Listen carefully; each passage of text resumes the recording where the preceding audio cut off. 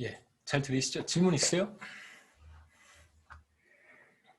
그래서 오늘 3장 마치고 4장 생산 모형에 대한 이야기를 하도록 하겠습니다. 질문 있으시면 질문하시면 좋겠습니다.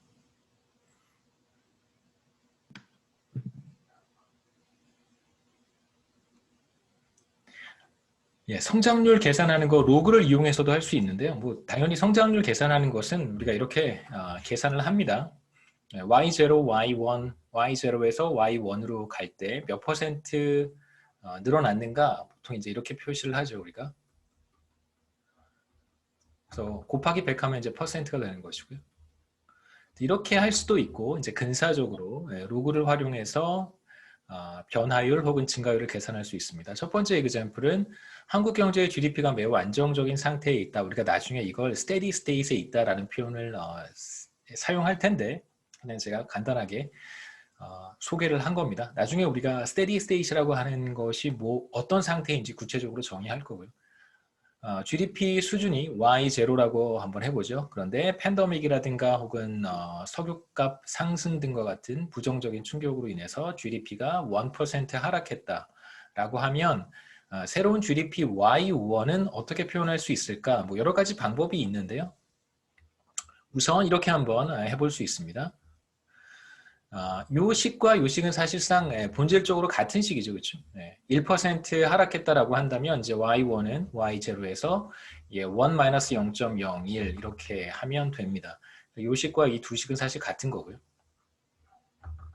만약에 이 값이 0.01이라고 한다면 이 두 식은 사실 같은 거예요.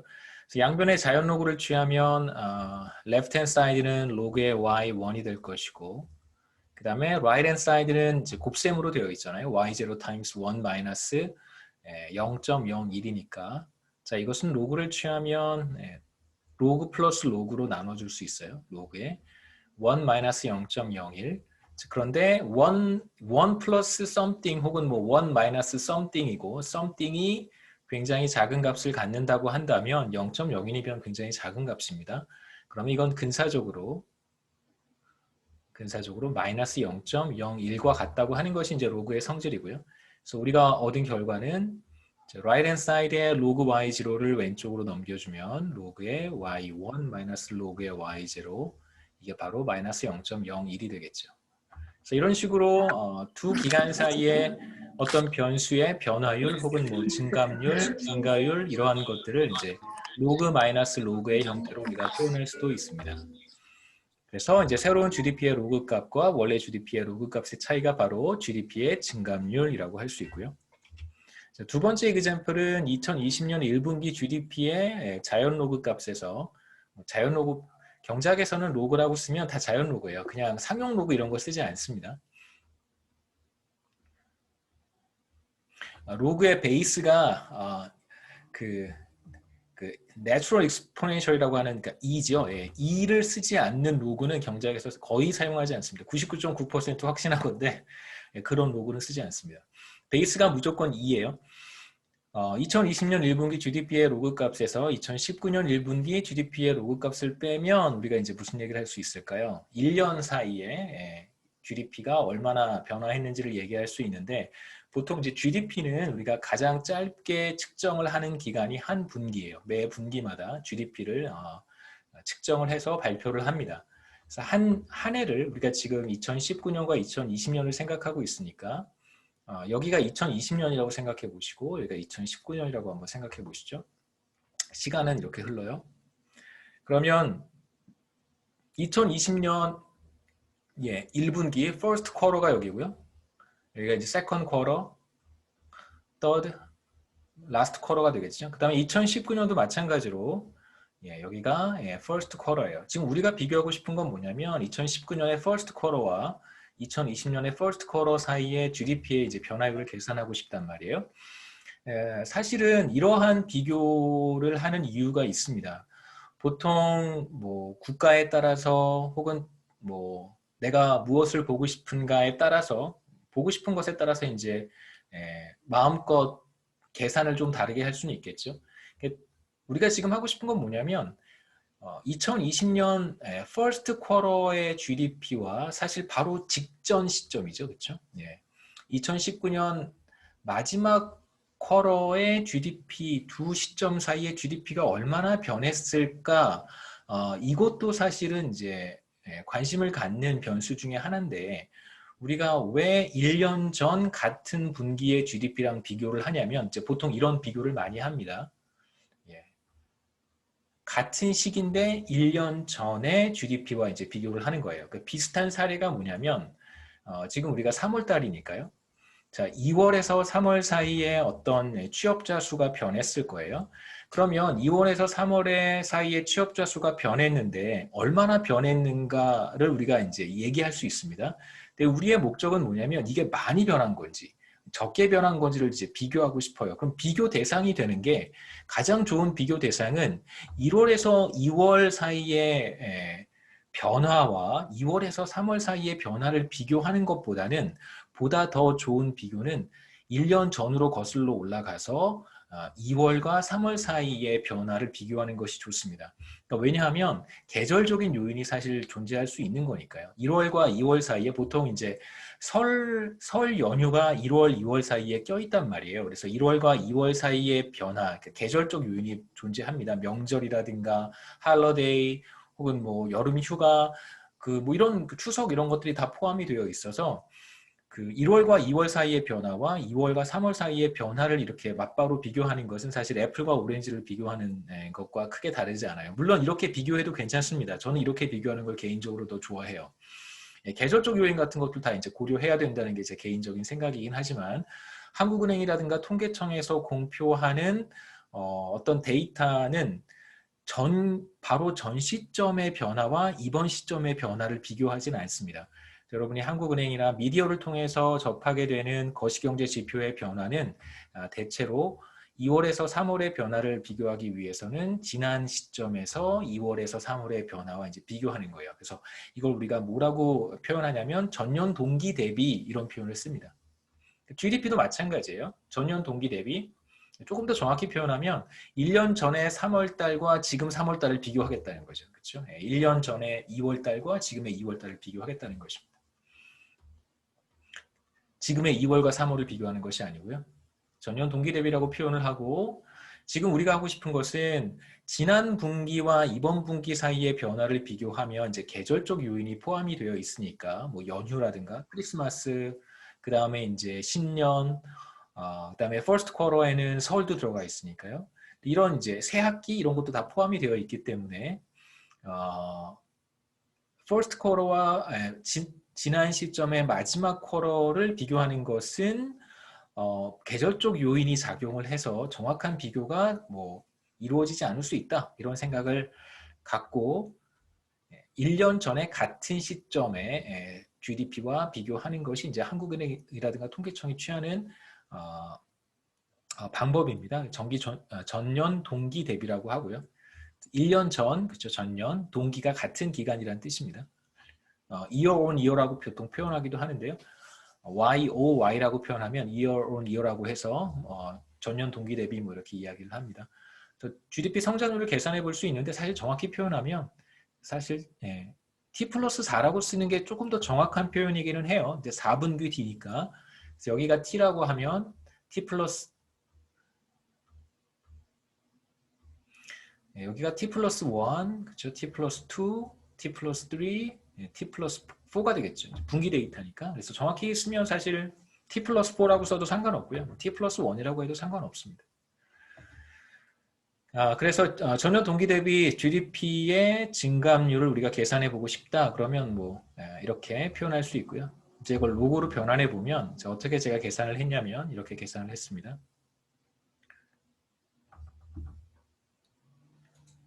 일단 한번 적어보죠. yt 플러스 1 마이너스 yt, yt를 이제 제가 g라고 했고 사실 우리가 구하고 싶은 게 g잖아요. yt 알고 있습니다. 1년 전에 같은 분기의 GDP고요. YT 플러스 1은 이제 이번 분기의 GDP니까 YT 플러스 1을 알고 있는 것이고 우리가 이제 구하고 싶은 거는 G예요. 이렇게 분수로 표시하고 이렇게 분수로 표시하면 YT 플러스 1 오버 YT 마이너스 1이라고 쓸 수 있고 마이너스 1을 오른쪽으로 넘겨주면 yt 플러스 1 over yt equals g 플러스 1 플러스 g가 되겠죠. 대체로 이제 g는 작은 값이에요. 작은 값입니다. 양변에 자연 로그를 취하면 이제 분수로 되어 있으니까 우리가 로그 마이너스 로그라고 쓸 수 있겠죠. 그 다음에 오른쪽에도 똑같이 자연 로그를 취해주면 등호는 여전히 성립합니다. 여기 g가 충분히 작은 값이니까 오른쪽은 근사적으로 g와 같겠죠.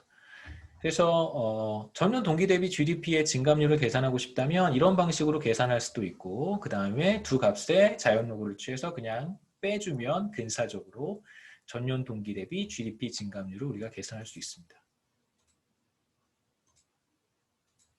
그래서 우리가 이렇게 표현할 수 있겠죠. 질문 있어요? 1960년부터 2019년 사이에 우리가 대한민국의 1인당 GDP의 연평균 증가율이 5.98%와 같다라고 제가 말씀을 드렸고 이거 어떻게 계산하는지 제가 알려드리겠다고 했습니다. 다시 한번 보시죠.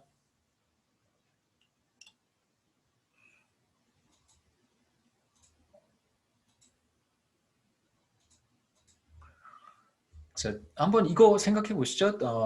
T기와 T 플러스 1기 사이에 GDP의 증가율 이렇게 표시를 했고요. 여기서 이제 제가 어떤 가정을 하고 있는 거냐면 매 시점마다 GDP의 증가율이 G로 일정하다. 증가율은 항상 일정해요. 증감률이라고 써도 괜찮습니다. 변화율도 괜찮고요. 이제 GDP 같은 경우에 우리가 증가율이라고 변화율이라는 표현을 쓰지 않고 증가율이라고 하는 표현을 쓰는 이유는 전에도 잠깐 말씀드렸지만 웬만해서는 장기적으로 GDP가 하락하는 경우가 그렇게 흔하지는 않죠. 물론 GDP가 하락하는 국가들도 덜어 있습니다만 대체적으로 GDP가 꾸준히 상승하기 때문에 증가율이라고 하는 표현을 써도 괜찮고요. 그렇지 않은 변수들 같은 경우에는 이제 증가하거나 감소할 수 있기 때문에 증감률이라고 하는 것이 가장 일반적인 보편적인 표현은 바로 증감률이고요. 그래서 증가율이 이제 G로 일정하다라고 하는 가정을 제가 여기에 부여하고 있는 것이고 모든 시점에 대해서요. 그 다음에 이걸 가지고 우리가 어떻게 표현할 수 있냐면 이니셜 피어리어드를 제로라고 쓰면 이제 T 시점에서의 1인당 GDP를 이제 이런 형태로 표현할 수 있고 이때 승수가 시점을 가리키는 T와 같다고 했습니다. T와 이 T가 같은 거죠. 그렇죠? 그래서 최초의 시점부터 T 시점 이후에 1인당 GDP는 어떻게 표현하는가 이렇게 표현할 수 있습니다. 마찬가지로 증가율이 이제 G로 일정하게 늘어나는 상태라고 할 수 있고요. 그럼 이제 우리가 이렇게 써볼 수 있겠죠. Y의 2019년 1인당 GDP는 1 플러스 G의 2019 마이너스 1960 하면 되겠죠. Y0가 1960이니까요. 여기서 T는 이 시점과 이 시점의 차이를 의미하는 거잖아요. T-0니까. 그래서 Y의 1960 하면 되겠습니다.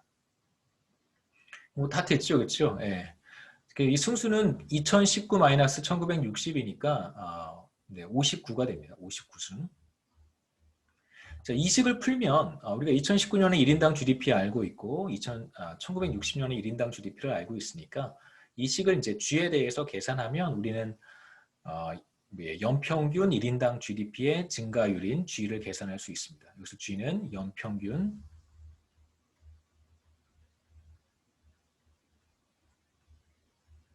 를 의미를 하죠. 그래서 한번 계산해 보면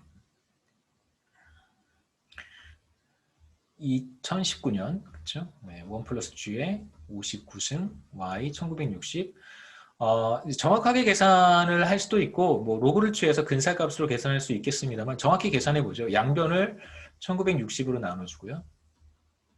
여기 다 캔슬 아웃 되고 이것만 남겠죠.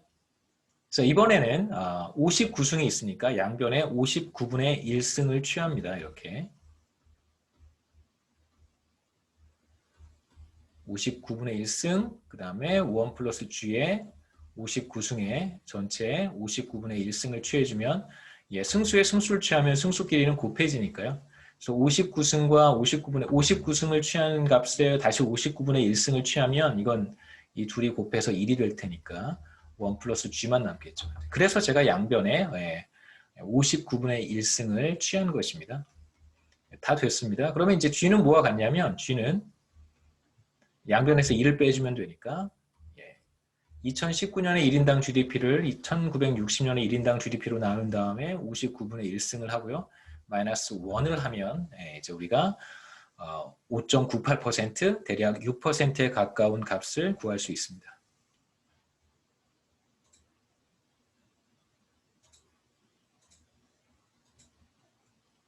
제가 말씀드린 거고요. 여기서 이제 중요한 가정은 한국의 1인당 GDP 증가율이 60년부터 2019년까지 일정하다라고 하는 가정을 이제 제가 전제로 해서 계산을 한 것입니다. 실제로는 그렇지 않다는 거 다 알고 계시죠. 그 다음에 이제 세계 경제 성장과 관련해서 두 가지 이제 디베이트가 있었는데 뭐 옛날 이야기입니다만 그냥 참고해서 알아두시면 좋고요. 2018년에 폴 라머가 노벨 경제학상을 수상을 했는데 폴 라머의 경제 성장에 대한 컨트리뷰션은 사실 이제 아이디어라든가 R&D 같은 연구개발 이런 것들이 이제 생산성을 끌어올리고 그로 인해서 장기적으로 경제 성장이 가능할 수 있다라고 하는 이제 굉장히 당시에는 독창적인 논문을 몇 편 썼습니다. 2018년으로 기억하는데요. 그때 이제 노벨 경제학상을 받았고 사실 폴 라머는 굉장히 많은 논문을 쓰진 않았어요.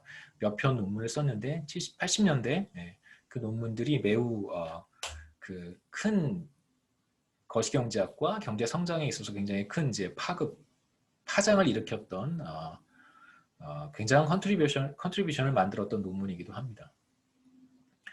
그래서 폴 라머가 노벨상을 받았으니까 2018년에 이제 우리가 좀 알 필요는 있겠죠, 그렇죠? 최근에 노벨상을 받은 사람들의 어떤 학문적 기여가 무엇인지 이제 우리도 좀 볼 필요는 있으니까요. 우선 이제 보다도 구체적인 이야기는 앞으로 4장, 5장, 6장 계속해서 진행하면서 각각의 모형을 우리가 성장 이론들을 살펴볼 텐데 각각의 성장 이론에 따라서 성장 이론이 의미하는 바, 성장 이론이 시사하는 점, 임플리케이션 같은 것들이 조금씩 달라서 여기에서 제가 지금 간단하게 이야기하는 수렴 가설을 나중에 이론들을 하나씩 살펴보면서 충분히 이해하실 수 있을 거라고 생각합니다.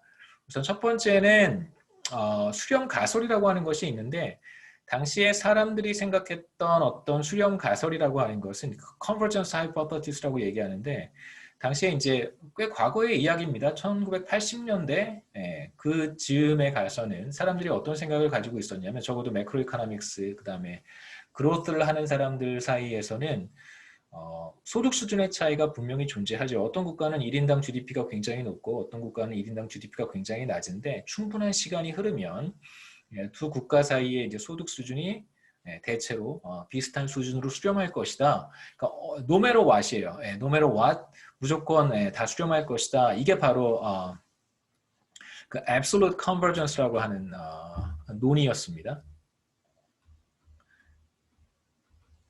절대 수렴이라고 우리가 얘기를 하는데요. 그러니까 어떤 상황이든 상관없이 모든 국가들이 다 동일한 소득 수준으로 다 수렴해 갈 거라는 거예요. 가장 잘 사는 국가와 같은 상태로 이제 갈 거라고 사람들이 생각을 했었습니다. 그러니까 이것에 대한 굉장히 중요한 이론적 백그라운드는 우리가 5장에서 살펴볼 솔로우 성장 모형이고요. 솔로우 성장 이론을 사람들이 잘못 이해를 했었고 사실은 잘못 이해를 했었습니다. 솔로우 성장 이론이 사실 보여주는 것이 absolute convergence가 사실 아니었었는데 사람들이 잘못 이해를 해서 말씀드렸듯이 모든 국가가 앞으로 모두 비슷한 생활 수준을 갖게 될 것이라고 이제 생각을 했었어요. 이제 그런 가운데 아까 말씀드렸던 이제 폴 라머가 내생적 성장 이론 모형, 뭐 endogenous growth theory 뭐 이렇게 부르기도 하는데요. 내생적 성장 이론, 내생적 성장 모형, 우리가 이제 솔로우 모형 이후에 보게 되는 아이디어 모형이 바로 폴 라머의 모형이라고 할 수 있습니다. 그래서 내생적 성장 이론은 기본적으로 솔로우 성장 모형과는 조금 다른 특징을 갖게 되는데 그 내생적 성장 이론에 따르면 이 모형을 이렇게 들여다보면 어떤 그 현상이 나타나냐면 이제 모형에 따르면 모형의 임플리케이션입니다.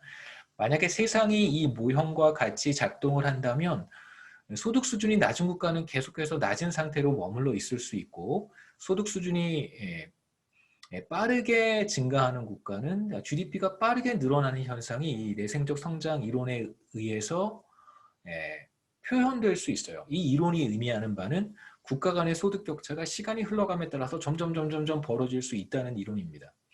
그래서 당시에 사람들이 어떻게 생각했었냐면 사실 라버트 솔로우가 만든 솔로우 모형, 라버트 솔로우도 노벨 경제학상을 받았던 사람이고 훨씬 더 이른 시기에 그 다음에 이제 당시 폴 라모는 굉장히 젊은 경제학자였었습니다. 뭐 저보다도 지금 제 나이보다도 훨씬 더 젊은 경제학자였었는데 많은 사람들이 내생적 성장 이론이 맞다. 그 다음에 내생적 성장 이론이 예측하는 바는 절대로 absolute convergence가 아니다. 그래서 이제 사람들이 얘기했던 것이 뭐냐면 이제 conditional convergence에 대한 이야기를 하기 시작합니다. 그래서 내생적 성장 이론이 맞고 솔로우 성장 모형은 틀렸다. 왜냐하면 솔로우 성장 모형은 absolute convergence에 대한 implication만 갖고 있기 때문에 모형 자체가 틀렸다라고 생각을 했었어요. 그림을 한번 보시죠. 이건 제가 펜월드 테이블 9.1을 사용을 해서 몇 개 국가를 뽑아서 1950년부터 2017년까지 1인당 GDP의 이제 경로를 쭉 그림으로 그린 건데요. 한국 데이터는 여러분 이제 보셨을 것이고 한국이고요. 그 다음에 보시면 US US는 사실 독보적이에요. 굉장히 빠른 속도로 늘어나고 지금 한국과도 격차가 상당히 큽니다. 여러분 어떻게 생각하세요? 우리가 시간이 충분히 지나면 US와 수렴할 수 있을까요? 그게 이제 absolute convergence예요. 그럴 수 있을 거라고 생각하시나요? 그 다음에 이제 그 바로 밑에 있는 국가가 재팬입니다. 노란색.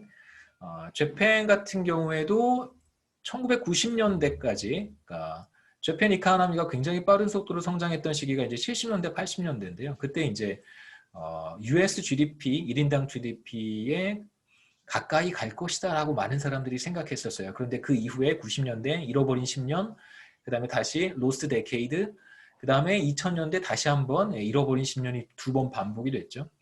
그러면서 20년, 잃어버린 20년이 되어버렸습니다. 그러면서 이제 두 국가 사이의 GDP의 격차가 훨씬 더 많이 벌어졌어요.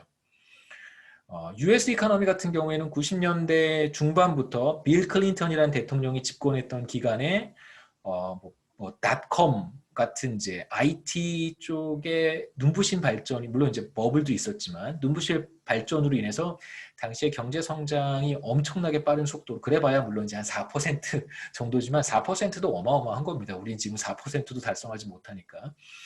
그렇게 빠른 속도로 GDP가 증가해서 두 국가 사이에 재팬, US 사이에 1인당 GDP 격차는 더 벌어졌어요. 그래서 앱솔루트 컨버전스가 맞는가? 여기까지 보면 맞는 것 같지만 그 이후의 시기를 들여다보면 앱솔루트 컨버전스가 성립하지 않는 것 같습니다. 그렇다면 이 세 개 국가는 앱솔루트 컨버전스가 성립하지 않겠는가? UK, 재팬, 코리아 이렇게 지금 비슷하게 가는 것 같습니다. 성립하는 것인가? 앱솔루트 컨버전스는 기본적으로 전 세계 국가가 다 같이 한 점으로 수렴해야 된다는 얘기예요. 그렇지는 않습니다. 몇 개의 그룹의 국가들은 비슷한 점으로 가는 것 같아요. 밑에 보시죠. 그 다음에 이제 붉은색이 아르헨티나고요. 그 다음에 파란색이 브라질, 그 다음에 맨 밑에 차이나 있습니다. 차이나도 이제 2000년 이후에 굉장히 빠른 속도로 1인당 GDP가 늘어났죠. 그렇죠? 그래서 이 세 개 국가도 비슷하게 수렴하는 것 같지만 이 그룹과 이 그룹을 비교해 보면 기본적으로 수렴하는 모습을 아직은 찾아보기는 어렵습니다. 그래서 앱솔루트 컨버전스는 계속해서 데이터가 나오면서 살펴보니까 그렇게 설득력이 없는 거예요. 그러다 보니까 사람들은 1인당 소득 수준이 계속해서 정체되는 국가와 빠른 속도로 성장하는 국가가 나타날 수 있다는 이론적 백그라운드를 갖고 있는 내생적 성장 이론을 선호하기 시작했습니다. 그래서 내생적 성장 이론이 맞고 앱솔루트 컨버전스를 인플라이하는 솔로 성장 모형은 틀렸다라고 사람들이 생각을 했는데 실제로 이제 시간이 지나고 솔로 성장 모형에 대한 이해를 사람들이 이제 제대로 하기 시작했어요. 솔로 성장 모형은 이런 거구나 라고 제대로 이해하기 시작하면서 나중에 제가 솔로 성장 모형을 다시 볼 때 말씀드리겠지만 솔로 성장 모형이 본질적으로 앱솔루트 컨버전스를 인플라이하는 것이 아니라 조건부 수렴을 인플라이한다는 걸 알게 돼요. 조건부 수렴입니다. 그러니까 컨디셔널 컨버전스가 바로 조건부 수렴인데 각 국가마다 여러 가지 어떤 백그라운드가 다르지 않겠어요, 그렇죠? 뭐 기술 수준의 격차도 반드시 있을 것이고 어떤 제도의 품질도 있을 것이고 어떤 정치적인 요인도 있을 것이고 다양한 요인들이 있습니다. 기본적으로 이제 출발점 스타팅 포인트 자체가 이제 다를 수 있는 것이죠. 그다음에 말씀드렸던 여러 가지 요인들이 복합적으로 작용해서 모두 다 한정으로 수용하는 건 아니고요. 비슷한 어떤 그 배경을 가지고 있는 비슷한 펀더멘털을 가지고 있는 국가들끼리 비슷한 점으로 수렴할 것이다. 이런 얘기를 이제 하기 시작합니다. 그게 바로 이제 컨디셔널 컨버전스예요. 당시 앱솔루트 컨버전스 때문에 솔로 성장 모형에 대한 비판이 많이 일었었지만 그리고 내생적 성장 이론이 맞다. 뭐 이런 이제 얘기들이 있었는데 얼마 안 있어서 이제 솔로 성장 모형에 대한 이해가 조금 더 깊어지고 솔로 성장 모형도 나쁜 모형이 아니다, 틀린 모형이 아니다 이제 이런 사실들이 밝혀지면서 수렴 현상에 대한 어떤 그 사람들의 해석도 지금 말씀드린 것처럼 조금 더 뭐랄까요? 폭넓어진다 이렇게 말씀드릴 수 있겠습니다. 우리가 데이터에서 확인할 수 있는 것은 대체로 컨디셔널 컨버전스가 맞을 것 같죠. 그렇죠? 비슷한 펀더멘털을 가지고 있는 국가들의 1인당 GDP가 비슷한 수준으로 가고 이런 펀더멘털들의 차이가 본질적으로 존재할 테니까 그래서 가장 좋은 예는 OECD 국가들의 1인당 GDP는 대체로 비슷한 수준으로 수렴하는 경향이 있습니다. 마지막으로 성장에 따른 비용은 이제 한 나라의 경제가 성장한다는 것은 이제 그 나라의 평균적인 국민의 연간 소득이 증가하는 것을 의미하는 것이고요. 그래서 예를 들어서 똑같이 하루에 하루에 8시간을 일을 합니다. 근데 계속해서 경제가 성장한다면 저의 소득은 그와 같은 속도로 늘어날 수 있다는 것이죠. 물론 뭐 더 빨리 늘어나는 사람도 있을 것이고 소득이 정체되는 사람도 물론 있겠지만 평균적인 국민의 소득은 계속해서 늘어난다고 볼 수 있습니다. 내가 1년 동안 쓸 수 있는 구매력이 증가하는 것이기 때문에 이건 정말 좋은 일이죠. 그 다음에 저개발 국가 같은 곳에서는 이제 경제 성장의 베네핏이라고 하면 기본적으로 이제 영아 사망률이 현저히 떨어지고 그 다음에 여러 가지 뭐 보건, 환경 이런 것들이 개선되기 때문에 사람들의 기대 수명도 증가하는 그런 긍정적인 편익이 있습니다. 반면에 이제 경제 성장은 몇 가지 중요한 이제 비용을 수반하게 되는데 대표적으로 우리 뭐 글로벌 워밍이라든가 탄소 배출에 따른 환경 문제, 그다음에 자원 고갈, 지구 온난화, 그다음에 이제 뭐 계속해서 문제가 되고 있는 소득 불평등의 문제를 사실 이제 계속해서 함께 해결해 가야 될 문제이고 경제 성장이라고 하는 것이 수반하는 중요한 비용이라고 생각할 수 있습니다. 그 다음에 마지막으로 경제 성장과 관련한 대표적인 문제는 첫 번째 기술 발전에 따른 이제 노동의 대체. 한동안 이 문제는 그렇게 크게 대두되지 않았다가 이제 AI 때문에 다시금 화두가 되고 있습니다. 그래서 얼마 전에 제가 펭수 관련된 유튜브 동영상을 봤는데 거기에 이제 펭수가 AI 펭수를 하나 만들었어요. 아이펭수라고 해서 이제 아이펭수 일종의 이제 그 AI 로봇입니다. 로봇. 네. 펭수를 이제 데리고 왔는데 그 아이펭수가 너무 일을 잘해서 그 저기 뭐죠? 뭐 인문식이라든가 그 뭐 또 같이 있잖아 일하는 PD들 같이 거기 나와 있는 뭐 매니저나 이런 사람들이 다 일자리를 잃어버리는 그런 촌극 비슷하게 재미있는 그 영상을 하나 봤는데요. 그래서 굉장히 의미 있는 것 같아요. 어린이들한테 AI가 이러한 AI의 어떤 뭐랄까요, 굉장히 노동의 대체를 극명하게 보여주는 조금 저는 좀 너무 극단적인 현상인 것 같아서 조금 안타깝긴 했지만 이제 우리가 흔히 생각할 수 있고 흔히 이제 염려할 수 있는 그런 이제 문제들이고 AI로 인해서 대체가 가장 쉽게 될 수 있는 여러 가지 직군들을 이제 계속해서 많은 뭐 연구소라든가 뭐 미디어, 외국 언론 이런 데서 이제 다루기도 하죠, 그렇죠? 뭐 가장 쉽게 대체할 수 있는 조합들이 뭐 예를 들면 회계사, 이런 세무사, 회계 세무와 관련된 직종은 뭐 AI가 훨씬 더 잘할 수 있을 테니까요. 그런 이제 이야기들이 있습니다. 그 다음에 비슷한 사례가 산업혁명 러다이트 무브먼트를 생각해 볼 수 있는데요. 이제 산업혁명 당시에 이제 방적기가 빠른 속도로 발명이 됩니다. 그래서 과거에는 굉장히 많은 대규모 노동이 필요했었는데 이제 방적기가 그렇게 썩 좋지 않았기 때문에 대규모 노동이 필요했었는데 이제 방적기가 짧은 시간 안에 굉장히 빠른 속도로 발전하기 시작하면서 그 방적 공장이죠, 그렇죠? 원단을 생산해내는 영국의 원단을 생산해내는 혹은 이제 실을 만들어내는 이런 공장들의 노동력이 노동력을 이제 굉장히 빠른 속도로 대체했던 사건이 있었습니다. 당시에 이제 어, 그 일자리를 잃은 혹은 이제 그럴 잠재적 가능성이 있거나 이러한 기술 변화, 산업혁명으로 인한 기술 변화와 사회적 변화에 거부감을 가지고 있었던 사람들이 일으켰던 운동이 이제 러다이트 무브먼트고요. 보시다시피 지금 방적기를 부수는 거죠. 자신들의 일자리를 뺏어가는 머신을 이제 우리가 정의의 이름으로 처단한다. 뭐 이런 거라고 할 수 있습니다. 결국은 뭐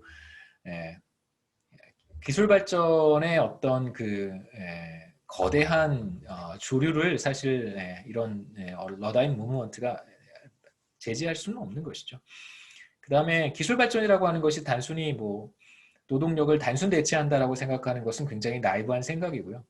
산업혁명으로 인해서 기술 발전 일어났습니다. 그럼 노동력이 대체됐으면 사실 뭐 많은 사람들이 다 일자리를 잃었어야 맞는 것이죠. 실제로 그렇지 않고 또다시 새로운 산업이 나타나기 시작하고 또 그러한 산업들에서 노동력을 흡수하게 되고 굉장히 다이나믹하니까요. 경제라고 하는 것은. 여기까지가 3장의 내용입니다. 질문 있어요?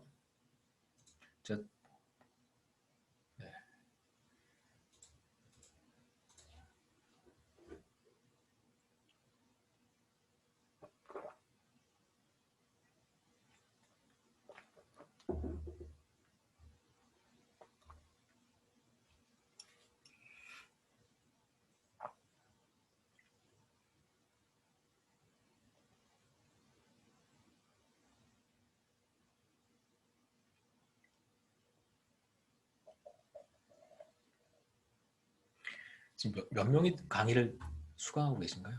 46명. 네. 우리가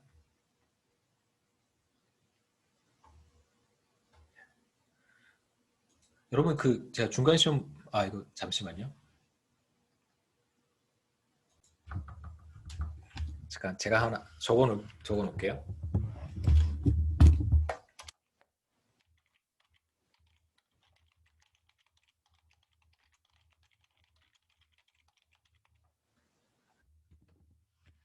질문 있어요? 예, 4장 생산 모형입니다.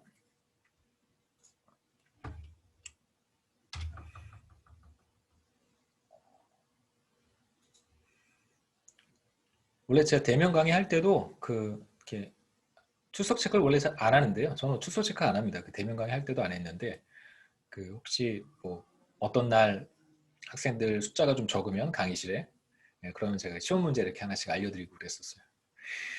4장에서 보려고 하는 것은 간단한 생산 모형이고 질문 있어요? 예, 4장에서 우리가 보려고 하는 것은 간단한 생산 모형이고요. 질문 있으면 질문하시기 바랍니다. 우리가 이제 앞으로 보려고 하는 솔로 성장 모형, 그 다음에 라모 모형의 어떤 파운데이션이 된다고 생각하시고요. 미시경작에서 우리가 다루었던 내용들을 여기서 이제 종합 선물 세트와 같이 한꺼번에 묶어서 정리하고 이제 솔로 성장 모형 5장으로 넘어가도록 하겠습니다. 여기서 이제 모형에 대한 개념, 우리가 모형을 어떻게 이해할 것인가, 또 모형이란 무엇인가, 우리가 이걸 어떻게 해석하고 어떻게 사용하는가에 대한 어떤 전반적인 개념을 여러분 잘 가지셨으면 좋겠습니다. 왜냐하면 매크로 이코노믹스라고 하는 것은 기본적으로 본질적으로 그냥 모형이에요. 그러니까 복잡한 경제 전체의 현상을 매우 심플하게 설명을 해야 되기 때문에 매우 간단하고 명료한 어떤 그 뼈대 같은 것이 필요해요. 구조가 필요합니다. 스트럭처 같은 게 필요한데 그 스트럭처는 굉장히 단순해야 돼요. 여기에서는 가장 단순한 스트럭처에서 출발을 해서 이제 거시경제라고 하는 것을 우리가 어떤 방식으로 설명하는지 여러분 보셨으면 좋겠습니다. 그 다음에 이제 하나 다시 한번 강조하고 싶은 것은 우리는 지금 거시경제 현상 가운데 장기적으로 나타나는 1인당 GDP의 증가라고 하는 현상을 설명하고 싶은 거예요. 물론 뭐 어떨 때는 1인당 GDP가 빠르게 늘어나기도 하고 어떨 때는 1인당 GDP가 오히려 감소하는 때도 있고 혹은 더디게 증가하는 경우도 있습니다.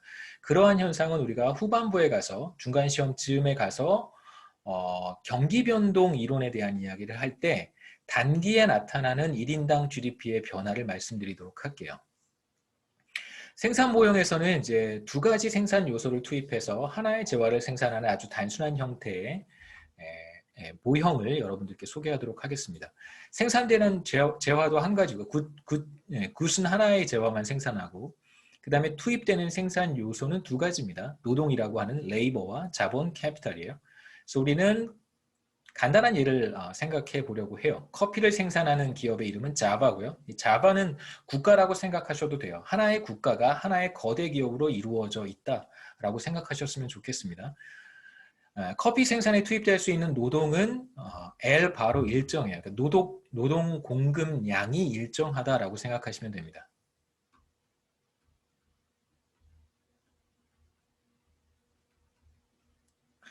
그리고 노동자들이 생산 활동에 사용할 수 있는 에스프레소 머신이 있는데 이건 이제 우리가 캡타일이라고 부르죠. 머신이니까 수량도 K바로 일정한데 이제 에스프레소 머신을 제가 자본이라고 부를 거예요. 이런 것들을 자본이라고 합니다. 여기에서는 자본 공급량이 일정하다. 그럼 이제 이런 질문을 한번 가져볼 수 있습니다. 그럼 도대체 누가 에스프레소 머신을 빌려주는가? 누가 에스프레소 머신을 소유하고 있는가?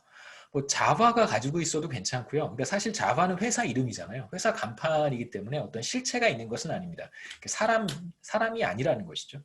그래서 뭐 자바가 가지고 있어도 괜찮고요. 그 다음에 이제 우리가 생각하는 어떤 경제는 노동자들로 구성이 되어 있어요. 뭐 아니면 그냥 놀고 먹는 사람도 있습니다. 그냥 놀고 먹으면서 자바한테 에스프레소 머신을 빌려주는 어떤 사람들이 있을 수도 있어요. 뭐 그렇게 생각하셔도 상관없습니다. 그 다음에 이제 노동자들이 자바에 가서 일을 하고 자신이 가지고 있는 재산이 바로 에스프레소 머신인 거예요. 그러니까 뭐 예를 들면 삼성전자 직원들이 삼성전자 주식 가지고 있을 수 있잖아요. 그렇죠? 그게 무슨 뜻이냐면 삼성전자에서 생산 활동에 투입하는 자본의 일부를 누가 가지고 있느냐면 삼성전자의 직원이 가지고 있는 거예요. 지분의 형태로. 생산함수라고 하는 것을 우리가 보겠습니다. 여러분 다 미시경제학에서 보셨겠지만 L명의 직원들과 K대의 에스프레소 머신을 이용했을 때 과연 몇 잔의 커피를 만들어낼 수 있는가? 여기서 가장 중요한 거는 학생들이 늘 지적하시는데요. 커피 원두는 우리가 생각하지 않습니다. 재료가 들어가야 되는데 뭐 재료는 크게 원두를 우리가 제가 만들면서 처음 만들 때 원두를 빠뜨렸어요.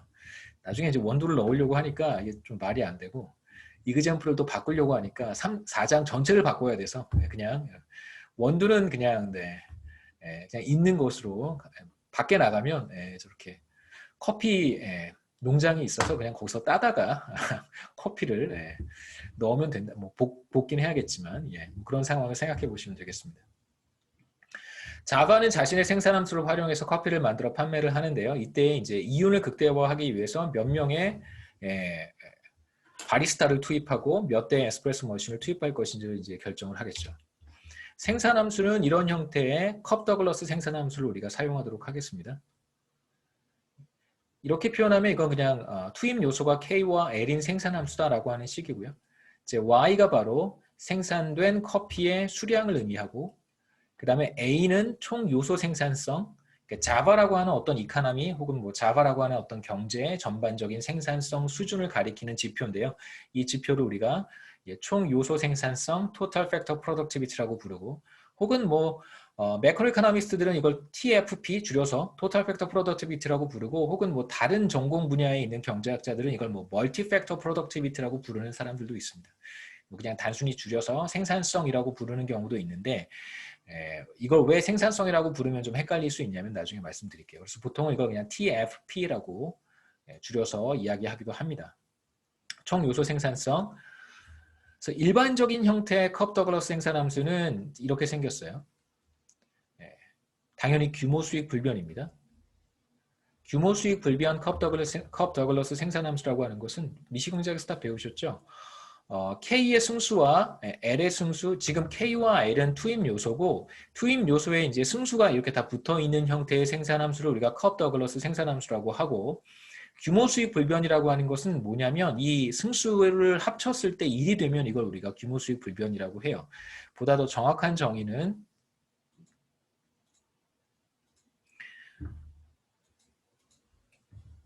생산함수를 일반적으로 이렇게 한번 써보죠. A, 총 요소 생산성 TFP고 K의 알파승, L의 베타승이라고 한번 해보죠. 알파도 0보다 크고 베타도 당연히 1보다는 작고요. 베타도 0보다 크지만 1보다 작은 값이다 라고 한번 해보죠. 우리는 지금 특수하게 K가 3분의 1이고 L이 3분의 2인 경우를 이제 소개한 것이고 지금 보고 계시는 것이 바로 대표적인 컵 더글러스 생산함수입니다. 이게 규모 수익 불변인지 규모 수익 체증인지 규모 수익 체감인지는 우리는 아직 몰라요. 자, 만약에 알파 더하기 베타가 1이면 우리가 이걸 규모 수익 불변이라고 하고 constant return to scale이고요. 이게 만약에 1보다 크면 규모 수익 체증이라고 부르고 이게 1보다 작으면 규모 수익 체감이라고 합니다. 그러니까 increasing returns to scale IRS라고 부르고 이거는 이제 decreasing returns to scale 그래서 DRS라고 부릅니다. 체감. 네. 세 가지 형태가 있을 수 있는데요. 우리 뭐 제가 구체적으로 설명하지는 않고 알파 우리 강의 노트에서처럼 알파와 1 알파일 때 이게 왜 규모 수익 불변인지만 간단하게 설명을 하도록 하겠습니다. 미시경제학 여러분 배우셨으니까 참고하시면 될 것 같고요. 자, 우리 Y는 A의 K의 3분의 1승, L의 3분의 2승. 자, 이게 아니죠. 죄송합니다. 알파 1 알파. 그래서 알파와 1 알파를 더하면 1이 되니까 이 생산함수는 컵 더글러스 함수인데 규모 수익 불변이다 이렇게 얘기합니다. 그래서 CRS예요. 둘이 승수를 합쳤을 때 1이 되니까요. 규모 수익 불변이라고 하는 것의 정의는 뭐냐면 생산에 투입되는 투입 요소를 각각 X배씩 했을 때 생산량이 X배 늘어난다면 투입 요소들을 모두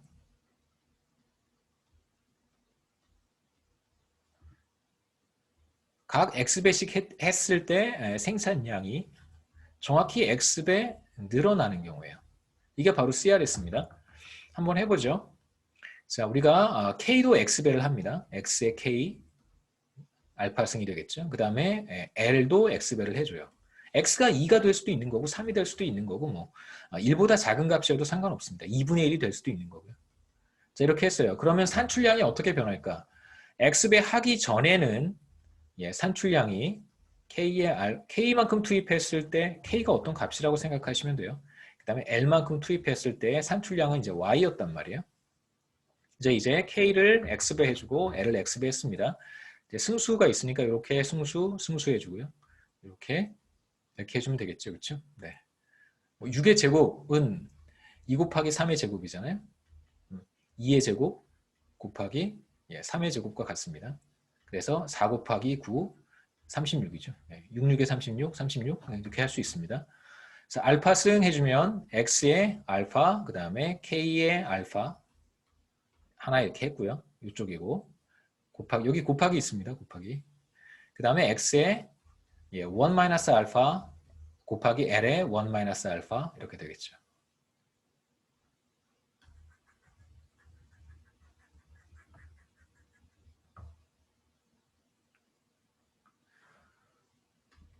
그 다음에 잘 보시면 X의 알파승과 X의 1 알파승을 다 한번 같이 한번 써볼게요. 이렇게 다 곱하기니까 그냥 이렇게 점 찍고 쓰시면 돼요. 점 찍고요.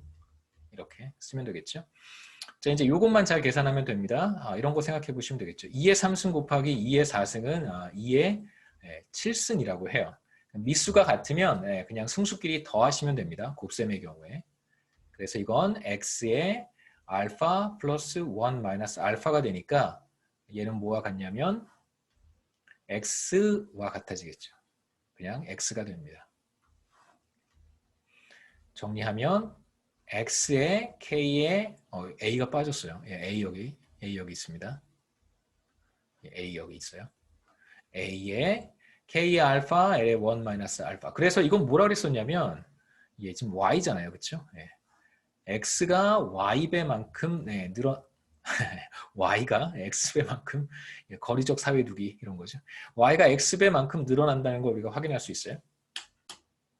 그렇죠? 네, 그래서 k도 x배 해주고 l도 모두 다 x배를 해주면 산출량도 똑같이 x배만큼 늘어난다라고 하는 것이 규모 수익 불변의 정의입니다.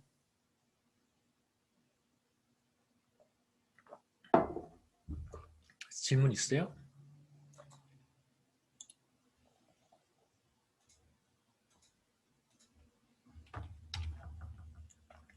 네, 자원 배분의 그러니까 reallocation입니다. 네, allocation, reallocation 다 좋고요. 예, 자바의 주된 관심은 바로 이제 자신의 이윤을 극대화하는 것이고 우리가 이윤을 경제학에서는 뭐라고 정의하냐면 수입 마이너스 비용 혹은 총수입 마이너스 총비용으로 정의를 합니다. 이제 총수입이 뭐고 총비용이 뭔지를 생각해 봐야 되는데 총수입은 그 자바가 판매하는 재화 곱하기 그 재화의 단위 가격이에요. 총수입은 커피를 얼마만큼 생산했는가, 그 다음에 커피 한 잔의 가격, 커피 생산량을 우리가 한 잔씩 카운트를 한다면 그때의 가격은 한 잔의 가격이 되는 것이고요. 그래서 총수입은 가격 곱하기 수량, P times Y가 되고 총 비용은 크게 두 가지가 있습니다. 생산에 투입하는 생산 요소가 노동과 자본 두 가지밖에 없기 때문에 우리가 총 비용은 노동 비용과 자본 비용 두 가지만 생각해 볼 수 있겠죠. 좀 미시경제학에서 배우셨던 무슨 고정 비용 뭐 이런 거 우리 생각하지 않습니다. 다 가변 비용만 있고 가변 투입 요소도 노동, 자본 두 가지예요. 그러니까 뭐 미시경제학에서 단기에는 뭐 자본이 고정되어 있어서 뭐 자본은 고정 비용이고 고정 투입 요소가 자본이고 뭐 자본 비용은 고정 비용이고 이런 얘기 하셨을 텐데 여기서는 이제 그렇게 보지 않습니다. 우리는 장기 경제 성장에 대한 이야기고 고정 비용 같은 거 뭐 생각해 볼 수도 있겠습니다만 고정 비용 없고 기업은 자반은 노동도 조정할 수 있고 자본도 조정할 수 있습니다.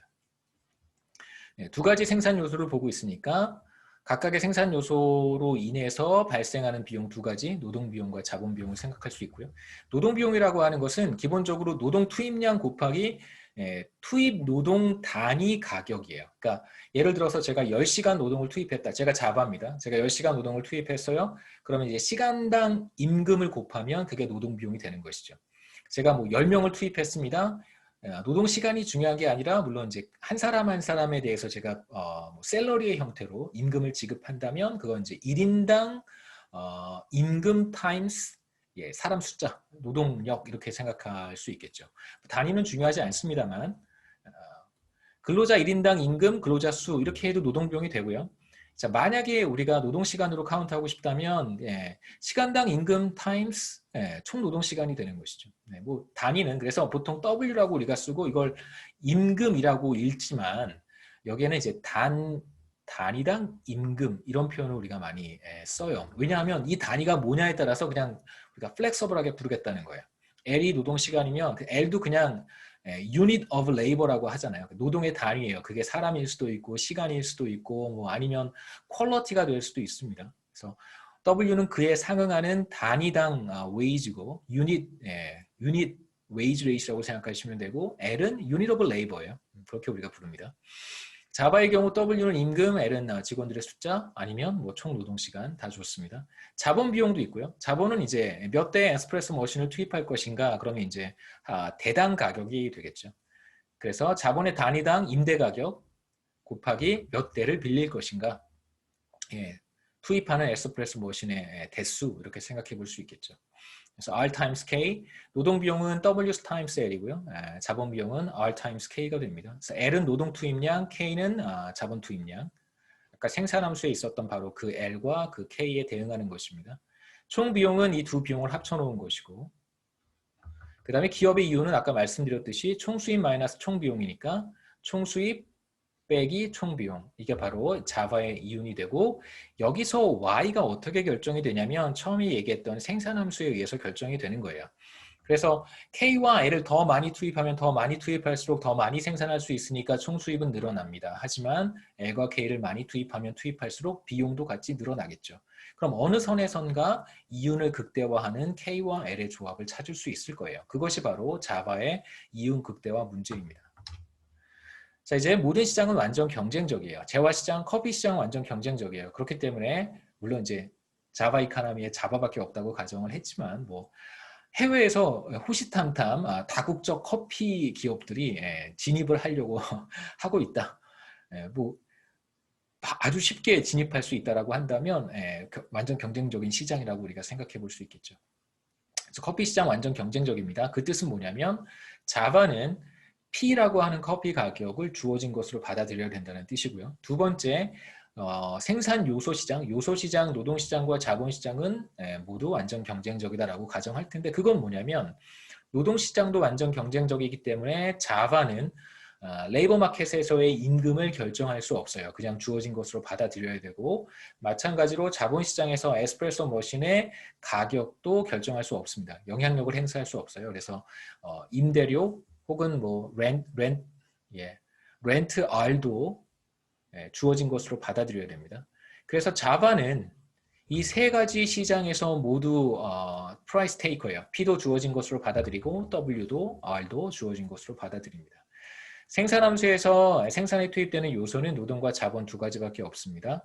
우리가 여기에서 노동의 한계 생산이라는 것과 자본의 한계 생산이라는 것을 이제 생각해 볼 텐데 우선 노동의 한계 생산이라고 하는 것은 노동을 아주 조금 투입했을 때 추가로 생산할 수 있는 산출량의 크기라고 정의하고요.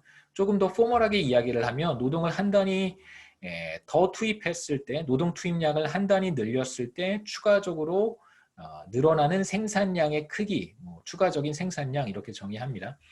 노동의 한계 생산이 Marginal Productive Labor여서 MPL이라고 표시를 하고요. 그래서 MPL은 바로 노동 투입량 분의 증가분, 노동의 증가분 분의 산출량의 증가분이다 이렇게 얘기할 수 있겠죠. 그 다음에 자본의 한계 생산은 Marginal Productive Capital이고 자본을 한 단위 더 투입했을 때 추가적인 생산량을 의미합니다. 정의죠. 그래서 델타 Y, 델타 K 이렇게 표시할 수 있어요.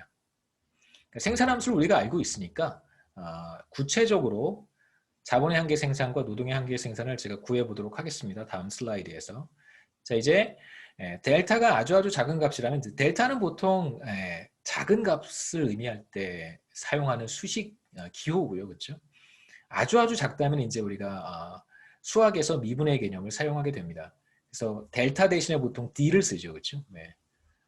dy, dk 이렇게 쓰는데 제가 왜 여기 partial d, partial d라고 부르죠. partial d를 쓴 이유는 뭐냐면 우리가 함수가 수학에서 어떤 함수가 아규먼트를 두 개 이상 가지고 있을 수 있잖아요. 그렇죠? 3차원 평면의 그림을 그린다든가 예를 들면 이런 겁니다. y는 g는 x제곱 플러스 y제곱 이런 함수 우리 이제 중고등학교 때 한번 좀 보셨을 텐데 이거는 x가 변해도 g가 변하고 y가 변해도 g가 변한단 말이에요. 이럴 때 이제 우리가 미분을 하려면 이렇게 g라고 하는 값이 x와 y 두 가지 아규먼트에 의해서 변하는 경우에는 미분을 할 때 x에 대해서 미분한다면 dg, dx라고 쓰지 않고요. partial d, partial x라고 씁니다. 그렇게 써야 g라고 하는 변수가 x 말고도 다른 것에 의해서 영향을 받을 수 있구나라는 걸 알 수 있는 것이죠. 그런 의도로 두 개 이상의 변수에 의해서 영향을 받는 함수를 미분할 때는 그냥 d를 쓰지 않고 partial d, 편미분 기호라고 우리가 부르죠. 편미분이라고 이야기를 합니다. 그 일부러 그렇게 쓴 거예요. 여러분 참고로 알고 계시라고. 문과 학생들 중에 편미분을 모르는 학생들이 문과는 안 배우는 걸로 알고 있어요. 저도 안 배웠어요. 고등학교 때.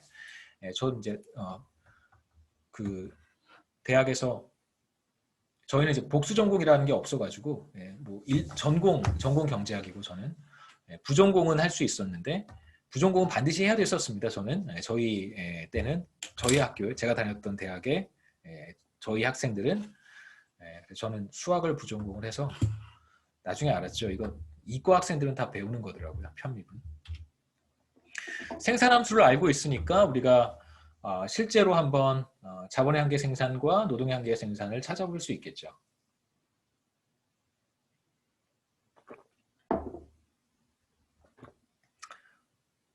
1시 반에 시작했으니까 2시 45분까지죠.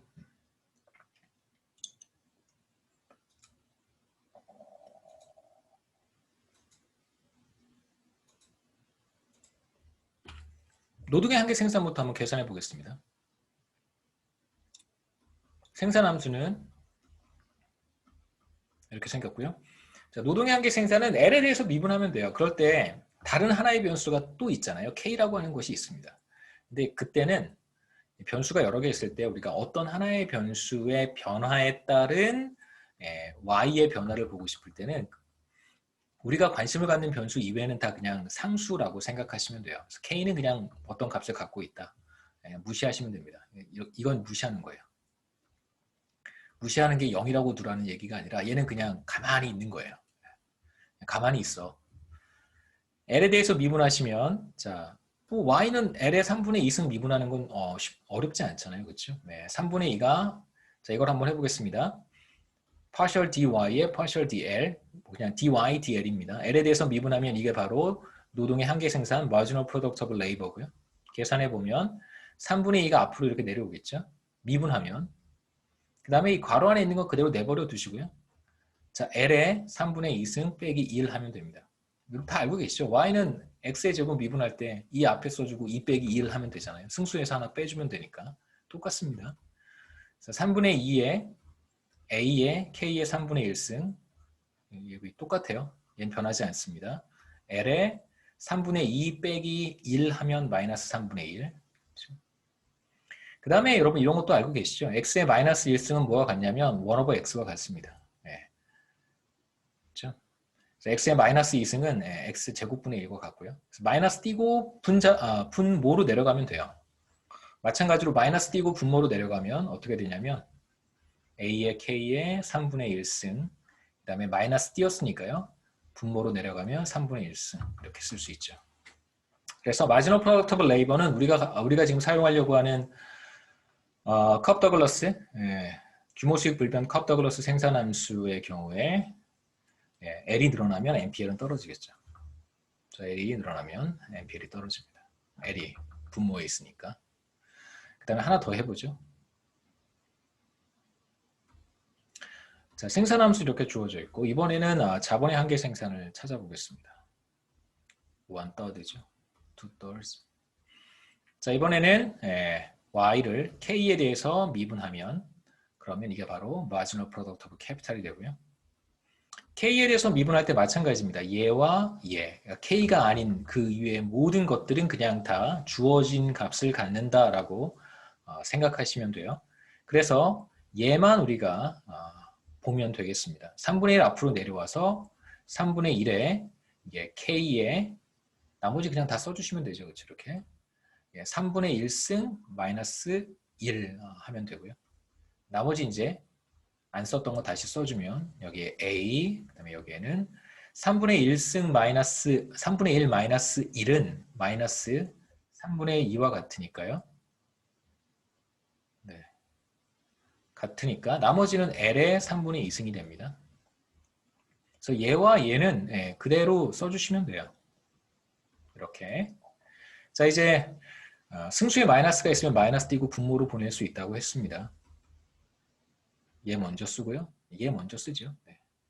L에 곱셈이니까 순서 바뀌어도 상관없는 거.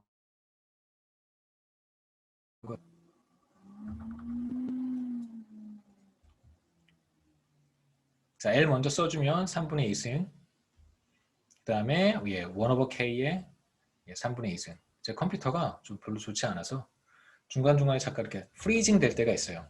딱 멈춰서서 한 3초에서 5초 아무것도 안 할 때가 있습니다. 그럼 이제 제가 뭔가 아무것도 안 하고 있으면 프리징이라고 생각하시면 돼요. 그래서 보시다시피 K가 늘어나면 K는 분모에 있으니까 marginal product of labor도 줄어들겠죠. 그래서 MPK, MPL 모두 우리가 이런 관계를 생각해 볼 수 있습니다. 여기에 MPL, 여기 L, 좀 이쪽은 MPK, 여기는 K. 그래서 L이 늘어나면 MPL 떨어지고요. K가 늘어나면 MPK 떨어지겠죠. 자본의 투입량이 늘어나면 늘어날수록 추가로 생산할 수 있는 산출량의 크기가 줄어들고 노동 투입량이 늘어나면 늘어날수록 추가로 생산되는 커피 생산량이 줄어든다. 잘 생각해 보세요. MPL의 단위는 뭐냐면 커피고요. 그렇죠? 노동을 한 단위 추가로 투입했을 때 추가로 생산하는 생산량이 커피니까 마찬가지로 MPK도 커피죠. 자본을 한 단위 늘렸을 때 추가로 생산되는 생산량이 무엇인가? 커피입니다. 슬라이드로 돌아가서요. 같은 식인데 뭐 K와 L을 제가 그냥 괄호 안에 같이 썼습니다.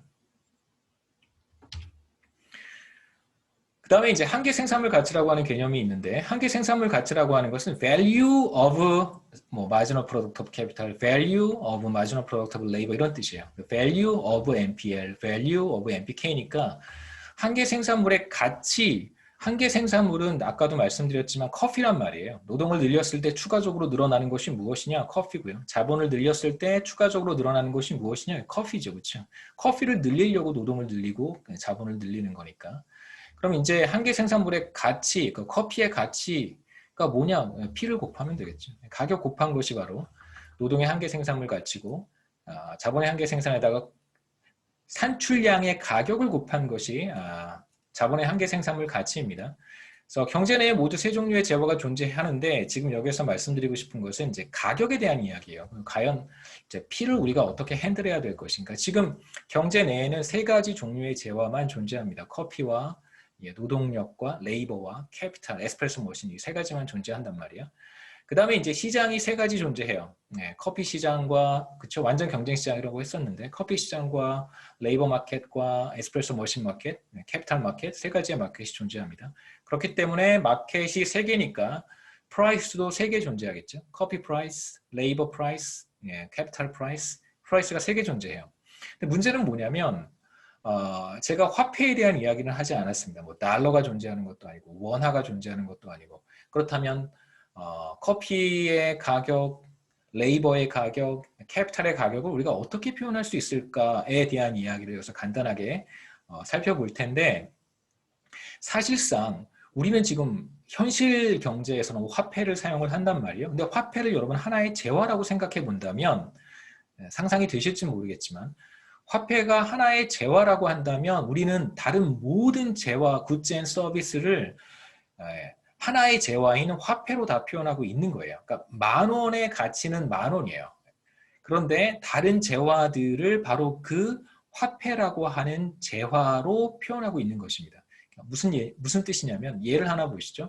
세 종류의 재화가 존재합니다. 커피와 소주와 맥주 세 가지만 생각해 보시죠. 우리 학교가 되게 경건한 학교잖아요. 여러분 경건회 같은 것도 하시고 경건하지 못한 예를 들어서 죄송합니다.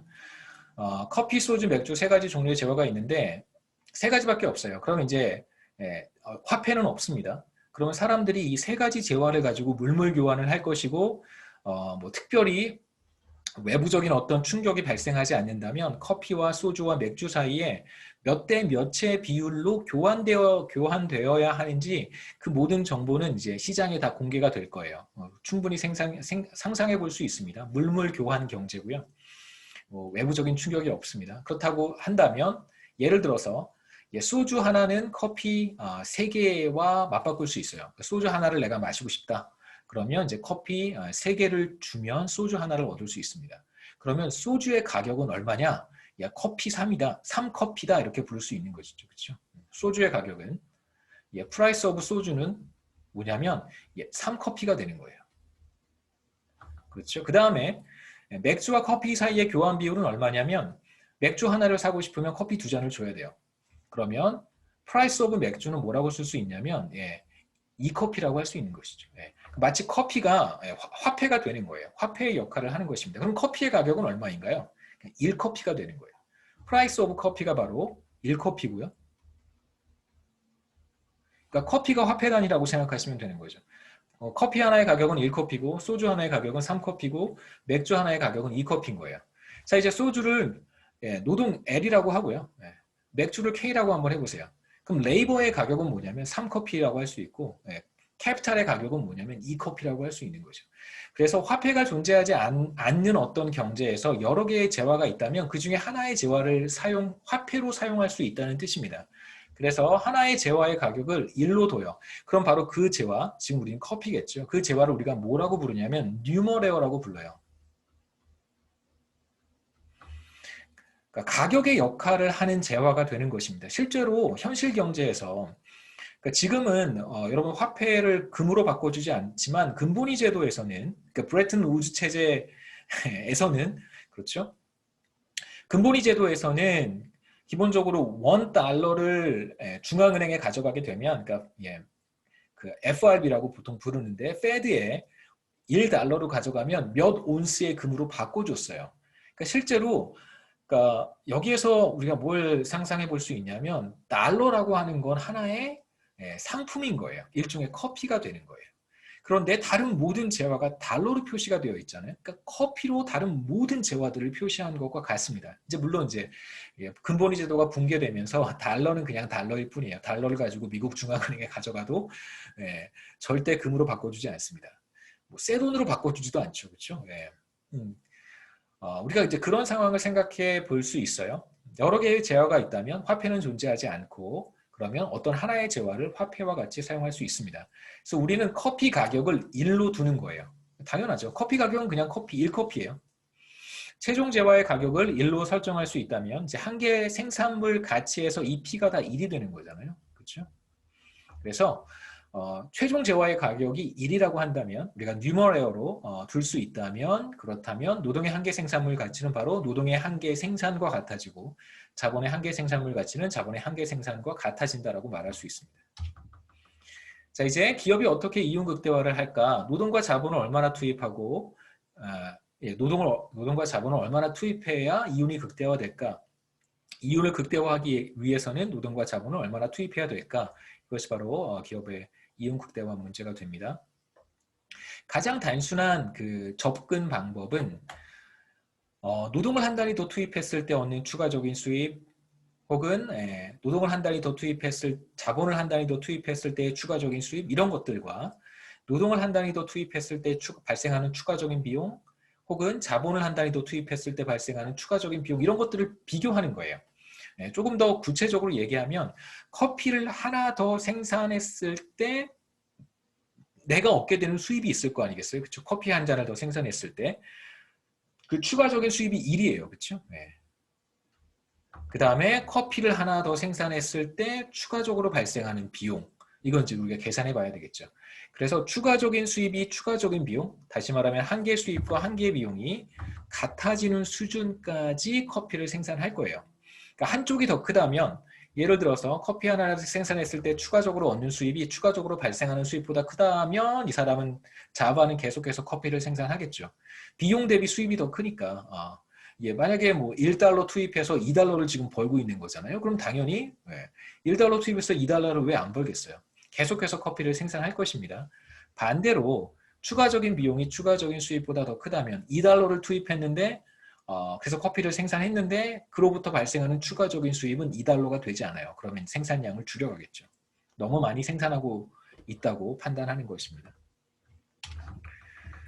자, 이윤 극대화를 위한 필수 조건인데요. 필요 조건이죠. necessary condition이고요. 이걸 왜 이제 우리가 필요 조건이라고 얘기를 하냐면 이 조건이 충족된다고 해서 반드시 이윤 극대화가 달성되는 것은 아닙니다. 이윤 극대화를 하고 있다면 그렇다면 노동의 한계 생산이 웨이지와 같아지고 자본의 한계 생산이 이자율 혹은 에스프레소 머신의 임대 가격, 사용 가격과 같아지겠죠. 이제 이걸 이자율이라고 하겠습니다. 에스프레소 머신의 가격은 이자율이에요. R. 자, 이 둘이 의미하는 게 무엇인지 한번 생각해 볼 텐데요. NPL은 노동을 한 단위 추가로 투입했을 때 추가로 생산할 수 있는 커피의 양이고 이쪽에 W는 노동을 한 단위 추가했을 때 지불해야 되는 발생하는 비용이라고 할 수 있겠죠. 추가적인 비용이고 자바 입장에서 보면 자 이것은 추가적인 수입입니다. 엄밀히 얘기하면 여기에 P를 곱해야 되겠죠. 그렇죠? 커피를 추가로 생산해서 그걸 판매하면 그때 발생하는 수입이니까. 그런데 아까 뭐라 그랬었냐면 모든 재화의 단위는 다 커피로 표현한다고 했어요. 그러니까 이 W도 사실은 커피인 거예요. 아까 말씀드렸습니다. 맥주와 소주를 다 커피로 표현할 수 있는 것처럼 이제는 레이버의 가격과 에스프레소 머신의 가격을 다 커피로 표현할 수 있다고 했으니까요. 이 P는 사실상 의미가 없는 거예요. 2를 곱한 것과 같습니다. 그러니까 추가적으로 생산하는 것과 추가적으로 발생하는 비용이 같아지는 수준까지 노동을 투입한다는 것이고요. 두 번째는 추가적으로 생산하는 커피, 그다음에 그게 바로 이제 자본의 한계 생산물 가치니까요. 마찬가지로 P를 곱했는데 P가 1이라는 뜻입니다. 자본을 한 단위 더 투입해서 발생하는 수입, 그것과 자본을 한 단위 더 투입할 때 발생하는 비용이 같아지는 수준까지, 여기까지 이제 자본을 투입하겠다는 것입니다. 자, 그런데 앞서 뭐라 그랬었냐면 노동의 한계 생산과 자본의 한계 생산은 L이 늘어날 때 NPL은 떨어지고 K가 늘어날 때 NPK는 떨어진다고 했고요. 반대로 레이버 코스트 W라든가 캐피탈 코스트 R, 웨이지와 R 같은 경우에는 이건 내가 노동을 무한히 많이 투입한다고 하더라도 항상 노동시장은 완전 경쟁적이기 때문에 웨이지는 W로 계속 일정한 거예요. 많이 투입해도 시간당 W를 지급하면 되는 거고요. 적게 노동을 투입한다고 해도 시간당 W를 투입하면 됩니다. 마찬가지로 내가 에스프레소 머신을 많이 빌려서 사용한다고 하더라도 단위당 R만큼을 지급하면 되는 것이고, 적게 투입한다고 해도 단위당 R만큼만 투입하면 되는 거예요. 그러니까 일정해요. 일정합니다. 반대로 NPL과 NPK는 한계 생산이 체감한다라고 하는 걸 미시경제학에서 배우셨을 텐데 그 성질이 여기에 반영이 된다고 할 수 있겠죠.